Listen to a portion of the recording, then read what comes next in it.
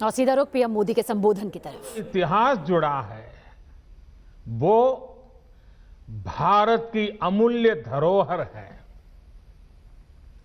आज एएमयू से तालीम लेकर निकले सारे लोग भारत के सर्वश्रेष्ठ स्थानों पर और संस्थानों में नहीं, बल्कि दुनिया के सैकड़ों देशों में छाए हुए हैं। मुझे विदेश यात्रा के दौरान अक्सर यहां के अलुमनाई मिलते हैं, जो बहुत गर्व से बताते हैं कि मैं एएमयू से पढ़ा हूं। एएमयू के अलुमनाई कैंपस से अपने साथ हंसी मजाक और शेरो शायरी का एक अलग अंदाज लेकर आते हैं। वो दुनिया में कहीं भी हो, भारत की संस्कृति का प्रतिनिधित्व करते हैं। प्राउड अलीग्स, यही कहते हैं ना आप लोग, पार्टनर्स। आपके इस गर्व की वजह भी है। अपने 100 वर्ष के इतिहास में एएमयू ने लाखों जीवन को तराशा है, संवारा है। एक आधुनिक और वैज्ञानिक सोच दी है।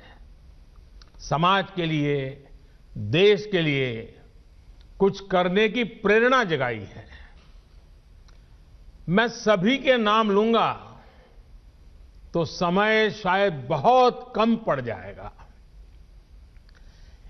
एएमयू की ये पहचान, इस सम्मान का आधार उसके वो मूल्य रहे हैं जिन पर सर सैयद अहमद खान द्वारा इस संस्थान की स्थापना की गई है। ऐसे प्रत्येक छात्र छात्रा और इन 100 वर्षों में एएमयू के माध्यम से देश की सेवा करने वाले प्रत्येक टीचर प्रोफेसर का भी मैं अभिनंदन करता हूं। अभी कोरोना के इस संकट के दौरान भी एएमयू ने जिस तरह समाज की मदद की, वो अभूतपूर्व है।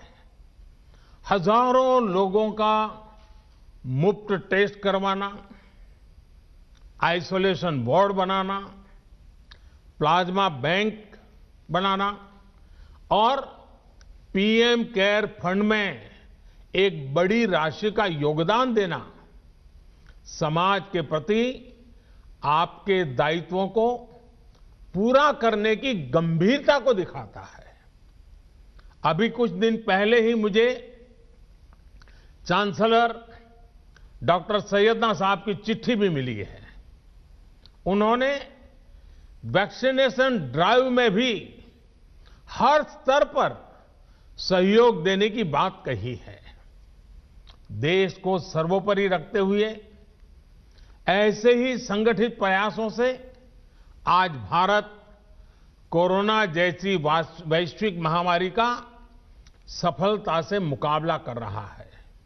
साथियों, मुझे बहुत सारे लोग बोलते हैं कि एएमयू कैंपस अपने आप में एक शहर की तरह है।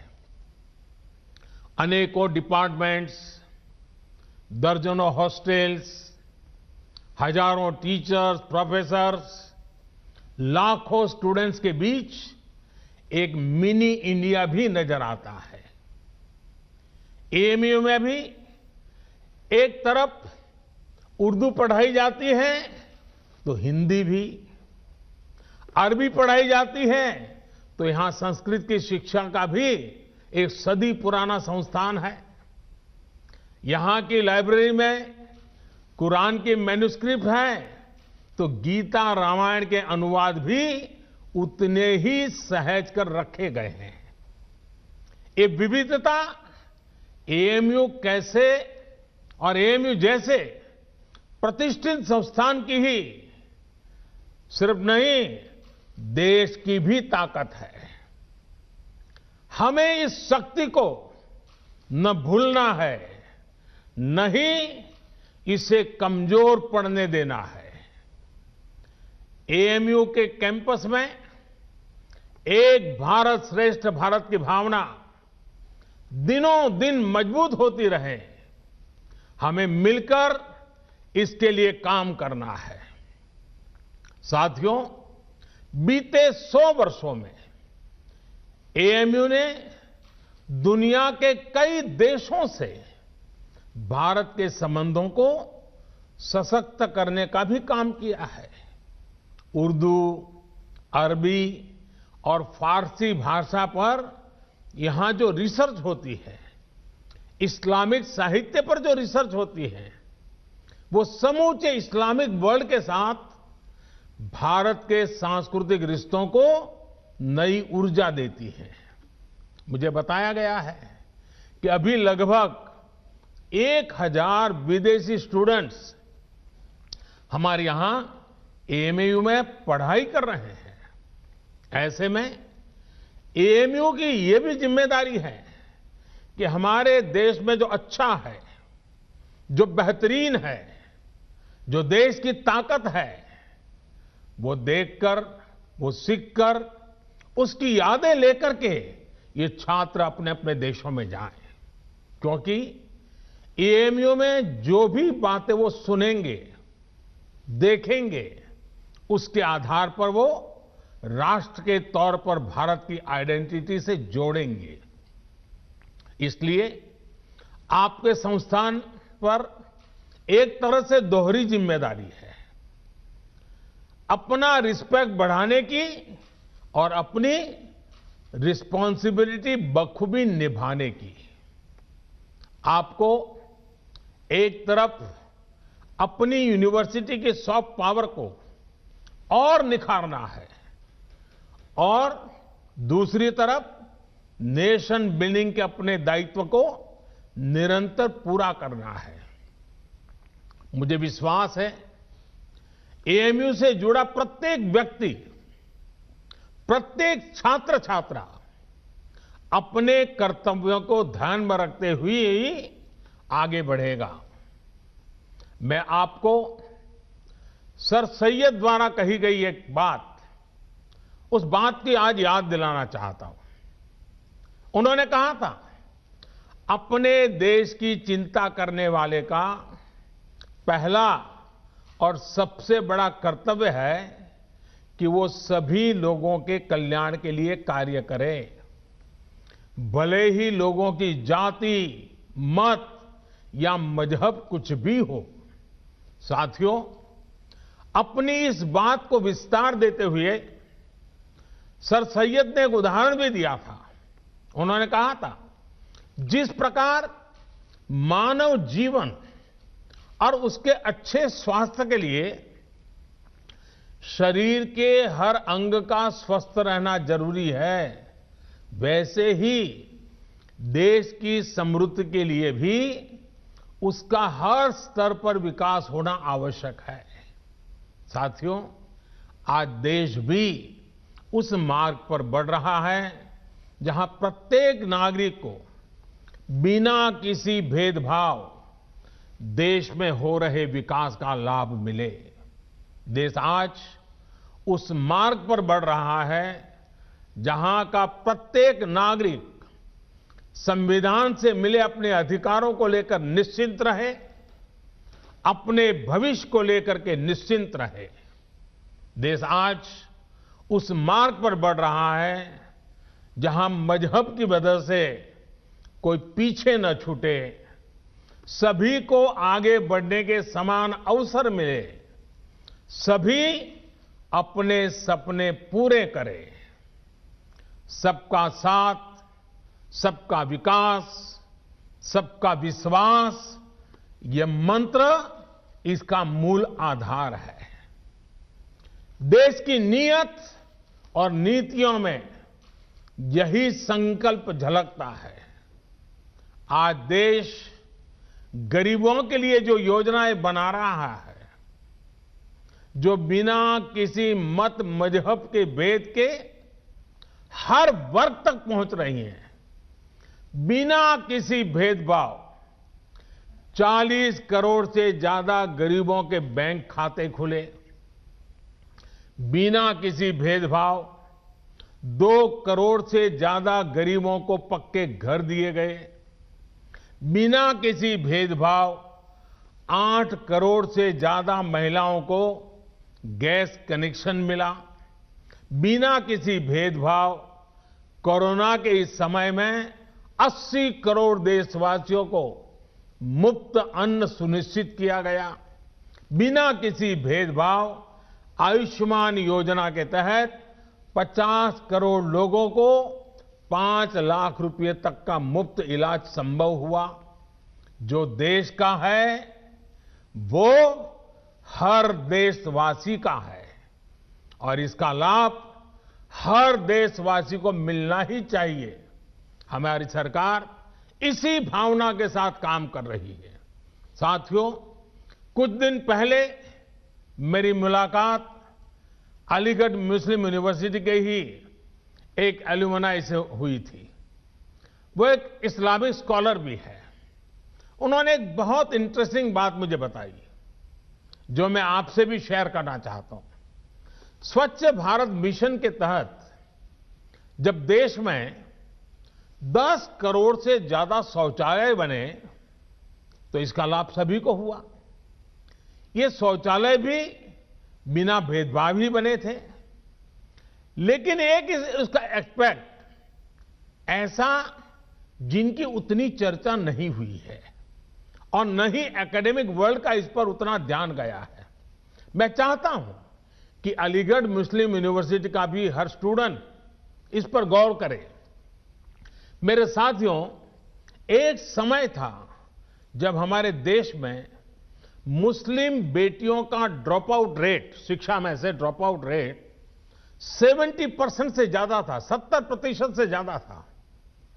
मुस्लिम समाज की प्रगति में बेटियों का इस तरह पढ़ाई बीच में छोड़ना हमेशा से बहुत बड़ी बाधा रहा है। लेकिन 70 साल से हमारे यहां स्थिति यही थी कि 70% से ज्यादा मुस्लिम बेटियां अपनी पढ़ाई पूरी नहीं कर पाती थी। इन्हीं स्थितियों में स्वच्छ भारत मिशन शुरू हुआ। गांव-गांव शौचालय बने। सरकार ने स्कूल जाने वाली गर्ल्स स्टूडेंट के लिए मिशन मोड पे अलग शौचालय बनवाए। आज देश के सामने क्या स्थिति है? पहले मुस्लिम बेटियों का जो स्कूल ड्रॉप आउट रेट 70% से ज्यादा था, वो अब घटकर करीब-करीब 30% रह गया है। पहले लाखों मुस्लिम बेटियां शौचालय की कमी की वजह से पढ़ाई छोड़ देती थी। अब हालात बदल रहे हैं। मुस्लिम बेटियों का ड्रॉप रेट कम से कम हो, इसके लिए केंद्र सरकार निरंतर प्रयास कर रही है। आपकी अलीगढ़ मुस्लिम यूनिवर्सिटी में भी स्कूल ड्रॉप आउट छात्र छात्राओं के लिए ब्रिज कोर्स चलाया जा रहा है। और अभी मुझे एक और बात बताई गई है जो बहुत अच्छी लगी है। एएमयू में अब फीमेल स्टूडेंट्स की संख्या बढ़कर 35% हो गई है। मैं आप सबको बधाई देना चाहूंगा। मुस्लिम बेटियों की शिक्षा पर, उनके सशक्तिकरण पर सरकार का बहुत ध्यान है। पिछले 6 साल में सरकार द्वारा करीब 1 करोड़ मुस्लिम बेटियों को स्कॉलरशिप दी गई है। साथियों, जेंडर के आधार पर भेदभाव न हो, सबको बराबर अधिकार मिले, देश के विकास का लाभ सबको मिले, ये एएमयू की स्थापना की प्राथमिकताओं में था। आज भी एएमयू के पास ये गौरव है कि इसकी फाउंडर चांसलर की जिम्मेदारी बेगम सुल्तान ने संभाली थी। 100 साल पहले की परिस्थितियों में ये किया जाना कितना बड़ा काम था। इसका अंदाज लगाया जा सकता है। आधुनिक मुस्लिम समाज के निर्माण का जो प्रयास उस समय शुरू हुआ था, 3 तलाक जैसी कुप्रथा का अंत करके देश ने आज उसे आगे बढ़ाया है। साथियों, पहले ये कहा जाता था कि अगर एक महिला शिक्षित होती है तो पूरा परिवार शिक्षित हो जाता है। ये बात सही है, लेकिन परिवार की शिक्षा के आगे भी इसके गहरे मायने हैं। महिलाओं को शिक्षित इसलिए होना है ताकि वो अपने अधिकारों का सही इस्तेमाल कर सके, अपना भविष्य खुद तय कर सके। एजुकेशन अपने साथ लेकर के आती है एम्प्लॉयमेंट और एंटरप्रेन्योरशिप। एम्प्लॉयमेंट और एंटरप्रेन्योरशिप अपने साथ लेकर आते हैं इकोनॉमिक इंडिपेंडेंस। इकोनॉमिक इंडिपेंडेंस में होता है एम्पावरमेंट। एक एम्पावर्ड विमेन का हर स्तर पर, हर फैसले में उतना ही बराबर का योगदान होता है जितना किसी और का। फिर चाहे बात परिवार को डायरेक्शन देने की हो या फिर देश को डायरेक्शन देने की। आज जब मैं आपसे बात कर रहा हूं तो देश की अन्य शिक्षा संस्थानों से भी कहूंगा कि ज्यादा से ज्यादा बेटियों को शिक्षा में जोड़े और उन्हें सिर्फ एजुकेशन ही नहीं बल्कि हायर एजुकेशन तक लेकर के जाएं। साथियों, एएमयू ने हायर एजुकेशन में अपने कंटेम्पररी करिकुलम में उससे बहुतों को आकर्षित किया है। आपकी यूनिवर्सिटी में इंटर डिसिप्लिनरी विषय पहले से पढ़ाए जाते हैं। अगर कोई छात्र साइंस में अच्छा है और उसे हिस्ट्री भी अच्छी लगती है तो ऐसी मजबूरी क्यों हो कि वो किसी एक को ही चुन सके। यही भावना नई राष्ट्रीय शिक्षा नीति में है, न्यू एजुकेशन पॉलिसी में है। इसमें 21वीं सदी में भारत के स्टूडेंट्स की जरूरतों, उसके इंटरेस्ट को सबसे ज्यादा ध्यान में रखा गया है। हमारे देश का युवा नेशन फर्स्ट के आह्वान के साथ देश को आगे बढ़ाने के लिए प्रतिबद्ध है। वो नए नए स्टार्टअप्स के जरिए देश की चुनौतियों का समाधान निकाल रहा है। रेशनल थिंकिंग और साइंटिफिक आउटलुक उनकी पहली प्रायोरिटी है। राष्ट्रीय शिक्षा नीति में भारत के युवाओं की इसी एस्पिरेशंस को प्राथमिकता दी गई है। हमारी कोशिश ये भी है कि भारत का एजुकेशन इकोसिस्टम दुनिया के आधुनिक शिक्षा व्यवस्थाओं में से एक बने।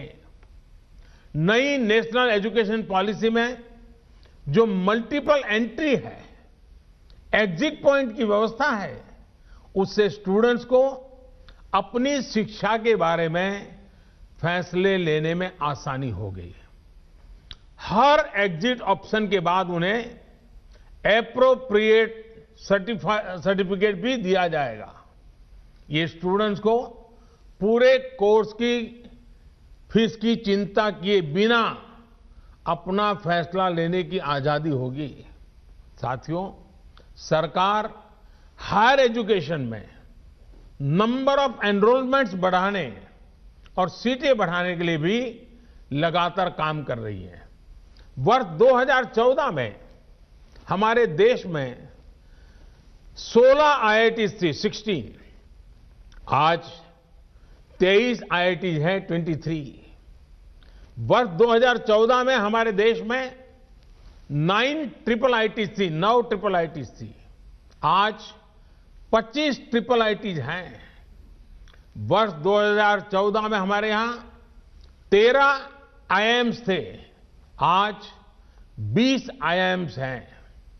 मेडिकल एजुकेशन को लेकर भी बहुत काम किया गया है। 6 साल पहले तक देश में सिर्फ 7 एम्स थे, आज देश में 22 एम्स हैं। शिक्षा चाहे ऑनलाइन हो या ऑफलाइन, सभी तक पहुंचे, बराबरी से पहुंचे, सभी का जीवन बदले, हम इसी लक्ष्य के साथ काम कर रहे हैं। साथियों, एएमयू के 100 साल पूरे होने पर मेरी आप सभी युवा पार्टनर्स से कुछ और अपेक्षाएं भी हैं। क्यों न 100 साल के इस मौके पर एएमयू के 100 हॉस्टल्स एक एक्स्ट्रा करिकुलर टास्क करें। ये टास्क देश की आजादी के 75 साल पूरे होने से जुड़े हों। जैसे एएमयू के पास इतना बड़ा इनोवेटिव और रिसर्च ओरिएंटेड टैलेंट है, क्यों न हॉस्टल के छात्र ऐसे स्वतंत्रता संग्राम के सेनानियों पर रिसर्च करके उनके जीवन को देश के सामने लाए, जिनके बारे में अभी उतनी जानकारी नहीं है। कुछ स्टूडेंट्स इन महापुरुषों के जन्मस्थान जाएं, उनकी कर्मभूमि जाएं, उनके परिवार के लोग अब कहां हैं, उनसे संपर्क करें। कुछ स्टूडेंट्स ऑनलाइन रिसोर्स को एक्सप्लोर करें। उदाहरण के तौर पर 75 हॉस्टल्स एक एक आदिवासी फ्रीडम फाइटर पर एक एक रिसर्च डॉक्यूमेंट तैयार कर सकते हैं। इसी तरह 25 हॉस्टल्स महिला फ्रीडम फाइटर्स पर रिसर्च कर सकते हैं, काम कर सकते हैं। एक और काम है जो देश के लिए एएमयू के छात्र छात्राएं कर सकते हैं। एएमयू के पास देश की इतनी बेशकीमती प्राचीन पांडुलिपियां हैं। ये सब हमारी सांस्कृतिक धरोहर है। मैं चाहूंगा कि आप टेक्नोलॉजी के माध्यम से इन्हें डिजिटल, इन्हें वर्चुअल अवतार में पूरी दुनिया के सामने लाएं। मैं एएमयू के विशाल एलुमनाई नेटवर्क को भी आह्वान करता हूं कि नए भारत के निर्माण में अपनी भागीदारी और बढ़ाएं। आत्मनिर्भर भारत अभियान को सफल बनाने के लिए, वोकल फॉर लोकल को सफल बनाने के लिए बहुत कुछ किया जाना बाकी है। इसे लेकर अगर मुझे एएमयू से सुझाव मिले, एएमयू एलुमनाई के सुझाव मिले, तो मुझे बहुत खुशी होगी। साथियों, आज पूरी दुनिया की नजरें भारत पर है। जिस सदी को भारत की सदी बताया जा रहा है, उस लक्ष्य की तरफ भारत कैसे आगे बढ़ता है, इसे लेकर पूरी दुनिया में क्यूरियोसिटी है। इसलिए आज हम सभी का एकमात्र और एक निष्ठ लक्ष्य ये होना चाहिए कि भारत को आत्मनिर्भर कैसे बनाएं। हम कहां और किस परिवार में पैदा हुए, किस मत मजहब में बड़े हुए, इससे भी अहम यह है कि हर एक नागरिक की आकांक्षाएं और उसके प्रयास देश की आकांक्षाओं से कैसे जुड़े। जब इसको लेकर एक मजबूत नींव पड़ेगी, तो लक्ष्य तक पहुंचना और आसान हो जाएगा। साथियों, समाज में वैचारिक मतभेद होते हैं, ये स्वाभाविक भी है। लेकिन जब बात राष्ट्रीय लक्ष्यों के प्राप्ति की हो, तो हर मतभेद किनारे रख देना चाहिए। जब आप सभी युवा साथी इस सोच के साथ आगे बढ़ेंगे, तो ऐसी कोई मंजिल नहीं जो हम मिलकर के हासिल न कर सके। शिक्षा हो, आर्थिक विकास हो, बेहतर रहन सहन हो, अवसर हो, महिलाओं का हक हो, सुरक्षा हो, राष्ट्रवाद हो, ये जो चीजें हैं जो हर नागरिक के लिए जरूरी होती है, ये कुछ ऐसे मुद्दे हैं जिन पर हम अपनी राजनीतिक या वैचारिक मजबूरियों के नाम पर असहमत हो ही नहीं सकते। यहां अलीगढ़ मुस्लिम यूनिवर्सिटी में इन मुद्दों पर बात करना मेरे लिए इसलिए भी स्वाभाविक है क्योंकि यहां से स्वतंत्रता के अनेक सेनानी निकले हैं, इस मिट्टी से निकले हैं। इन स्वतंत्रता सेनानियों की भी अपनी पारिवारिक, सामाजिक, वैचारिक परवरिश थी, अपने अपने विचार थे। लेकिन जब गुलामी से मुक्ति की बात आई तो सारे विचार आजादी के एक लक्ष्य के साथ ही जुड़ गए। साथियों, हमारे पूर्वजों ने जो आजादी के लिए किया, वही काम अब आपको, युवा पीढ़ी को नए भारत के निर्माण के लिए करना है। जैसे आजादी एक कॉमन ग्राउंड थी, वैसे ही नए भारत के लिए हमें एक कॉमन ग्राउंड पर काम करना है। नया भारत आत्मनिर्भर होगा, हर प्रकार से संपन्न होगा, तो लाभ भी सभी 130 करोड़ से ज्यादा देशवासियों को होगा। ये विमर्श समाज के हर हिस्से तक पहुंचे, ये काम आप कर सकते हैं, युवा साथी कर सकते हैं। साथियों, हमें समझना होगा कि सियासत सोसाइटी का एक अहम हिस्सा है, लेकिन सोसाइटी में सियासत के अलावा भी दूसरे मसले हैं। सियासत और सत्ता की सोच से बहुत बड़ा, बहुत व्यापक किसी भी देश का समाज होता है। पॉलिटिक्स के ऊपर भी समाज को आगे बढ़ाने के लिए बहुत स्पेस होती है। उस स्पेस को भी एक्सप्लोर करते रहना बहुत जरूरी है। ये काम हमारे एएमयू जैसे कैंपस कर सकते हैं, आप सभी कर सकते हैं। साथियों, न्यू इंडिया के विजन की जब हम बात करते हैं तो उसके मूल में भी यही है कि राष्ट्र के, समाज के विकास को राजनीतिक चश्मे से न देखा जाए। हां, जब हम इस बड़े उद्देश्य के लिए साथ आते हैं तो संभव है कि कुछ तत्व इससे परेशान हो। ऐसे तत्व दुनिया की हर सोसाइटी में मिल जाएंगे। ये कुछ ऐसे लोग होते हैं जिनके अपने स्वार्थ होते हैं। वो अपने स्वार्थ को सिद्ध करने के लिए हर हथकंडा अपनाएंगे, हर प्रकार की नेगेटिविटी फैलाएंगे। लेकिन जब हमारे मन और मस्तिष्क में नए भारत का निर्माण सर्वोच्च होगा तो ऐसे लोगों का स्पेस अपने आप में सिकुड़ता जाएगा।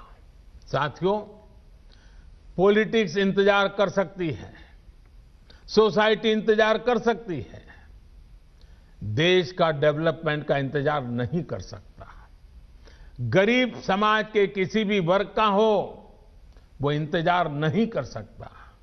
महिलाएं, वंचित, पीड़ित, शोषित विकास का इंतजार नहीं कर सकते। सबसे बड़ी बात, हमारे युवा, आप सभी और इंतजार नहीं करना चाहेंगे।